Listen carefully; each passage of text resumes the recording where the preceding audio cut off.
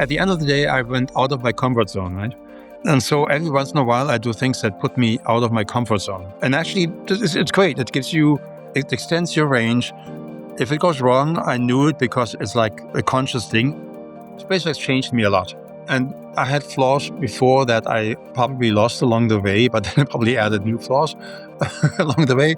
But SpaceX definitely is a lesson in terms of humbleness and put your company's goal in front of your own to some extent.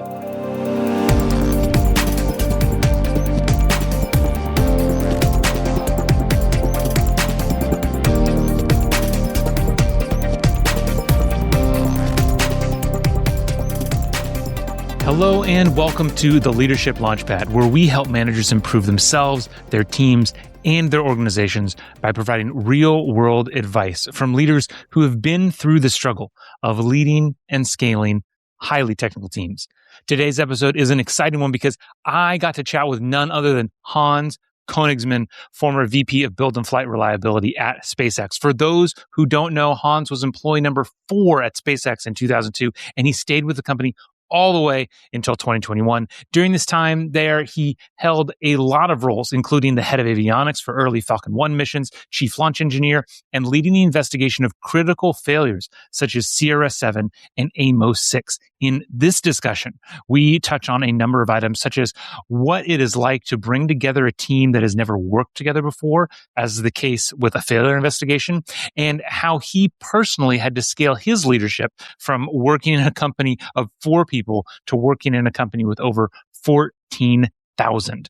Before we get into the discussion, I do want to remind you that if this is your first time listening to the show, make sure you subscribe so you never miss a future episode. And if you are already subscribed, first, thank you. And second, if you get anything out of this conversation, I ask that you humbly share it with at least one other person, because that, after all, is how we grow. I can't tell you how much it means to me. So with that, let's get into the discussion with Hans Koenigsmann. Hans, thank you so much for being here today. I can't tell you how excited I am for this conversation. It is one interesting thing that when I talk to other people about my memories of SpaceX, this idea of trying to automate your job away, get rid of your job, is something that people find uniquely interesting and unexpected. It's something that seems very different than most companies. Is that your experience? I think that's also this constant thing about change, right? And the thing was very dynamic. I think the other jobs are dynamic too, but it was extreme on SpaceX side. There's no question about it. We saw more change. On the flip side, also kept it interesting for like many years. So in that sense, I didn't feel like I'm stuck somewhere and doing the same thing all the time. But I'd rather thought, well, this is new today. Let's see how it goes. Yeah, exactly. Well, and it's on that note, I think one of the other questions I had that I think is really interesting, because the company was constantly changing. I mean, the company has grown so much now. From the time you were literally employee 4, by the time you left, the company was probably north of 10,000 people. Yeah, we were 15,000 or 14,000 by the time I left. Yeah, and that's a lot of change. How did you personally keep up with that in terms of not many, it's really rare for early leaders at a company to be able to grow their own leadership ability through that much growth. And to be fair, also, not very many survived in that sense. When you look at it, it did change. Like maybe on the VP side, maybe half of them, maybe not even that. But very few actually survived really and thrived. I struggled with it too in the middle, basically, partly because my job description changed. Partly also because I was the generalist. I always say I was good with duct tape and zip ties to make it work. But that after a while, we just needed people that can do like really good layout. And so I recognized that at one point and changed direction, worked more with the system on the system level, and did find a spot where I think I was useful and could actually apply myself. My background is pretty broad. I know propulsion, I know structures, I know electronic, obviously, and I know software, I know flight dynamics and all these things.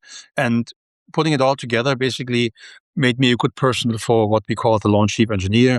And then I ventured into reliability and all these things. And that kind of was a really good solution for me, rather than trying to lead avionics and electronics, where I'm just not good at it. Yeah.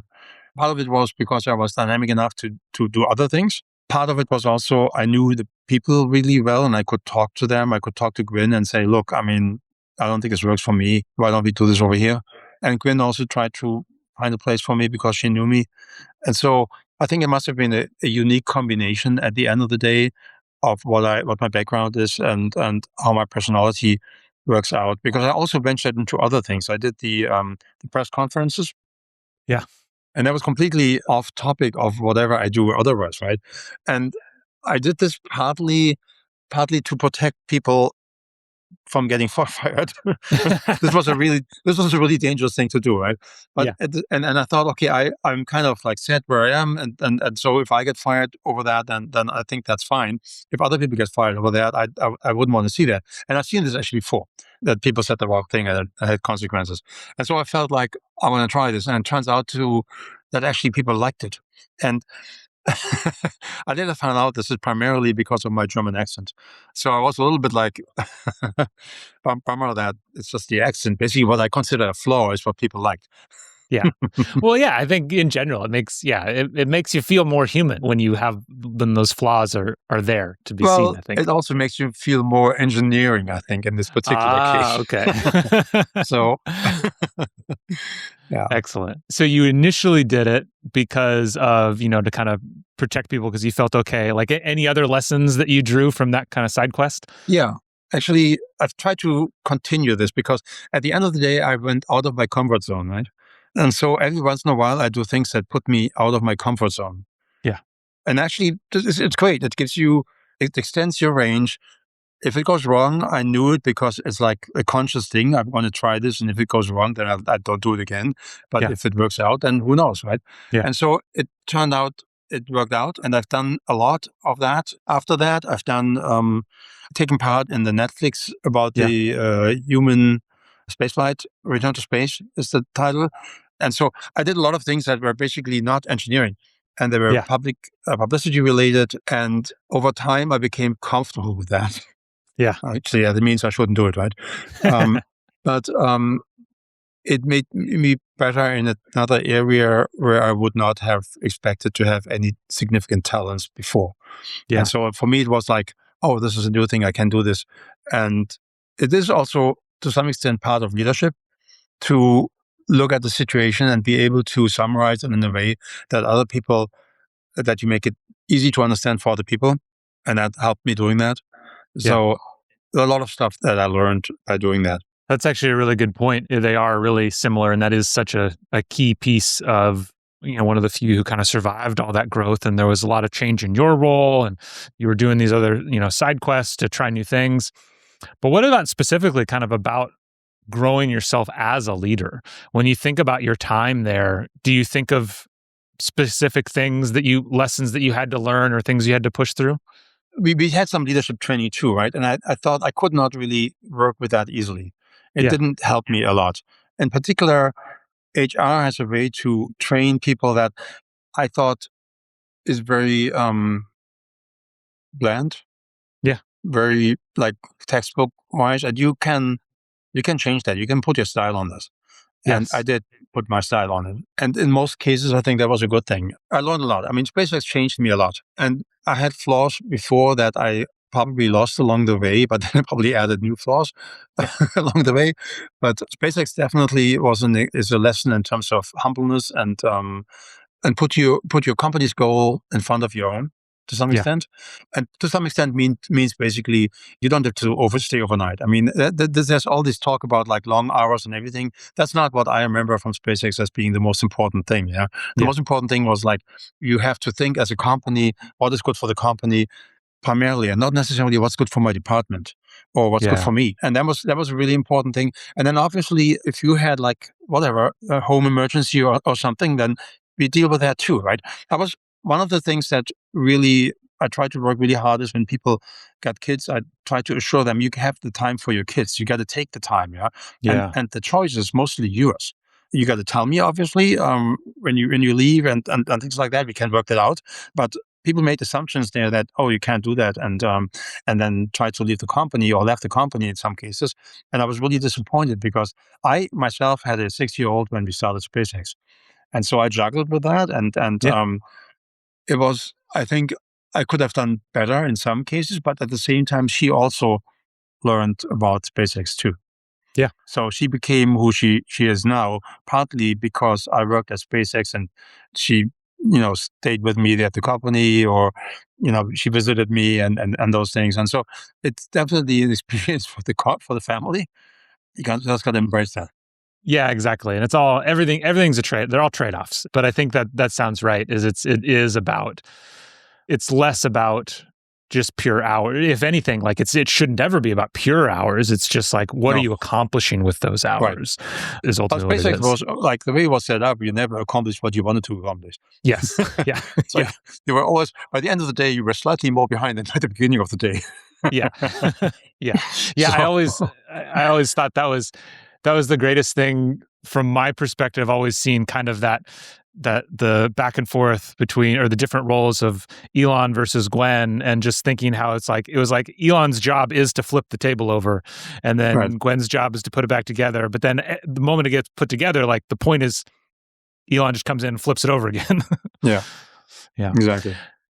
Wanted to shift a little bit to talking where you spent a lot of your time in build and flight reliability, talking about risk. I forget what the context of this was, but I remember once hearing you say, I think the phrase was, never take risk alone. And if I remember that correctly, I'd love to kind of hear you expand on that. And then just generally, since you work with so many companies now, how do you get them thinking about risk in terms of risk versus moving forward fast enough, and how you keep... Right. Yeah. I mean, risk is a very personal thing, right? It's a personal perception of how bad things are when this happens or when something happens. So first you need to be creative and actually get to this place where, oh, this can happen. Yeah, I've designed it and I don't know, I know the flaws. This might break here or there, and then what happens, right? Yeah. And so it's partly creative actually to figure out what can break on your system. And then the other thing is you evaluate this and say, oh, it's probably low risk because it doesn't happen, or if that happens, then this happens. So you actually want to run it by a second person or more people to just look at, is your assessment actually correct? Yeah. Yeah. Is that particular risk you get because you get used to it? Yeah. Yeah. Trying to find examples of like, let's say your car has like one brake that, pulls to the left, and you kind of get used to it, right? Yeah. And so over time you normalize yourself. But if you were to actually discuss, and nobody noticed that because you compensate for that and it's easy. Yes. Yeah? The day when you really need the brakes and you just slam it, that's the day when for the first time you will go on the wrong side. Yeah. And so if you would have run this by somebody, that somebody might have said, I think in normal life it's probably fine, but if you really slam it, is it the same or is it worse? Yeah. Can you compensate then too? And so I feel like the discussion around this, or the diversity, has become a dirty word, but I think there is some utility on diversity here because people perceive risk in different ways. Yes. And that's why we also assemble teams that are people from different backgrounds, or like in the anomaly investigations, we try to pick people from totally different disciplines and also different backgrounds is helpful because every once in a while somebody says things and I go, well, I haven't really thought about this actually. Good. That's why you have a team. Yeah, exactly. And as you said, I love how you said that risk is a personal thing. And I do think, because when you look at almost any forward movement, any change, it all involves some form of risk. Yeah. And I think, I know you've worked, or maybe you still work with Astroforge, and I've listened to interviews with Matt talk about how, when they're thinking about risk at their company, it's like, it seems like they are very forward leaning, at least from what I've heard in terms of how much risk is acceptable. Yeah. When you're talking with folks, how do you help an organization calibrate their appetite for risk?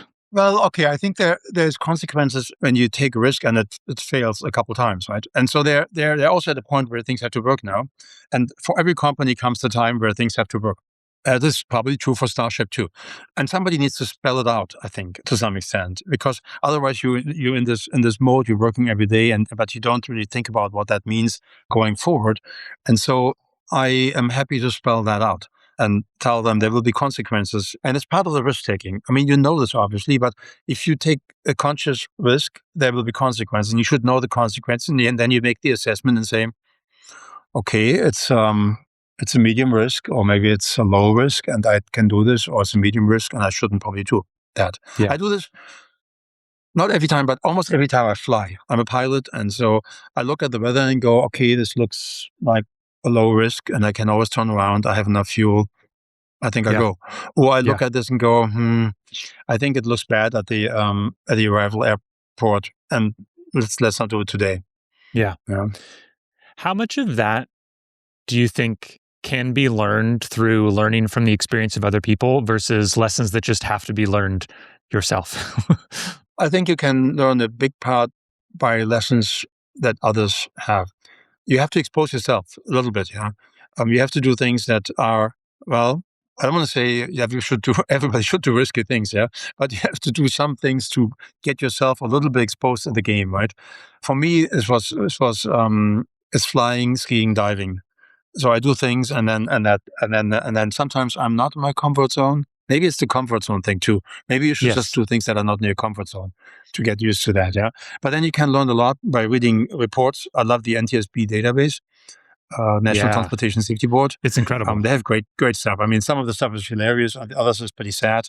I'm interested in reports of stuff that are new or almost like not that hasn't happened before. Like there was an Air France A340 that disappeared over the Atlantic, and it Hmm. took a while to figure that out. And that's like it's a crazy thing, that report.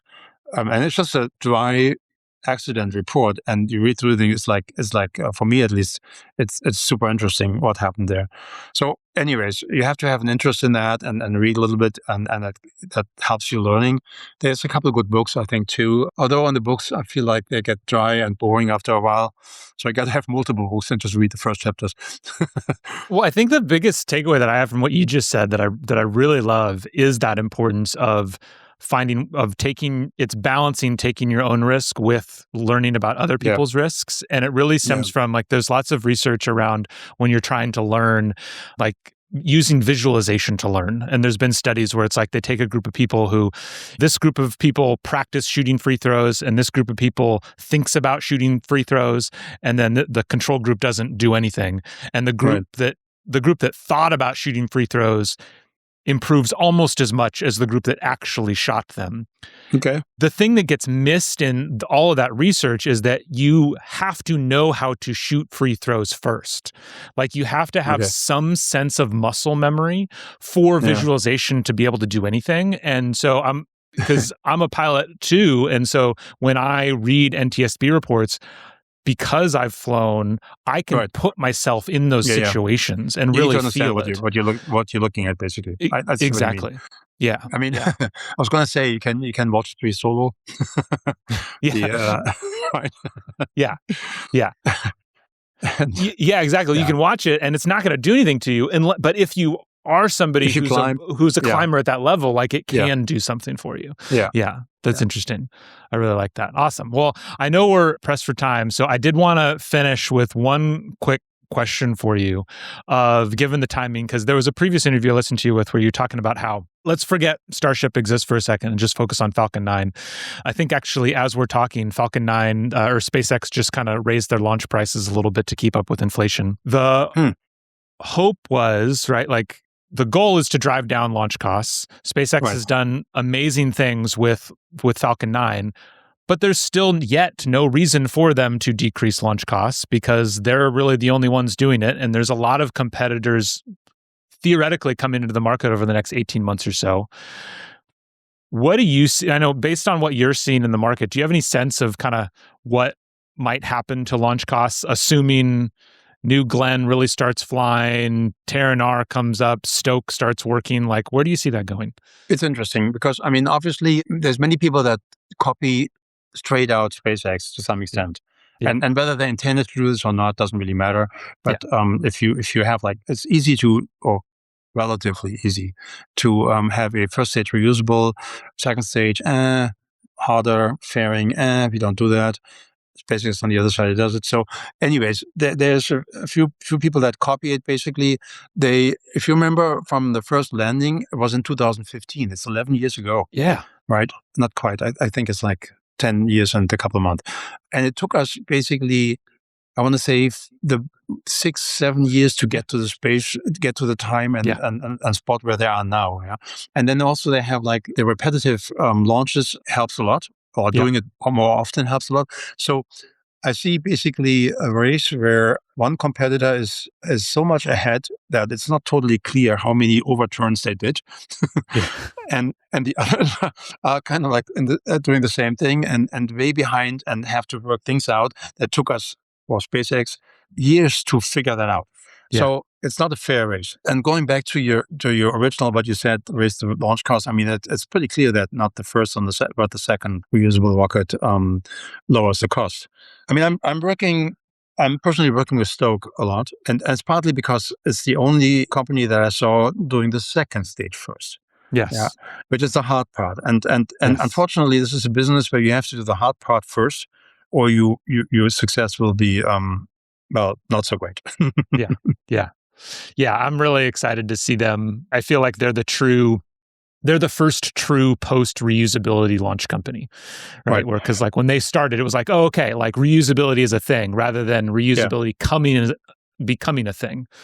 Right, and also they have a heat shield design that's using fuel. I mean, it uses it. And so it's not ablative, versus all the other heat shields are to some extent ablative, even if they're not really. I'm really excited to see how that works. Well, thank you so much for your time today, Hans. Thank you for working through the technical difficulties. I really appreciate it. No worries. Thank you very much. Thanks for having me, and all the best. Thank you.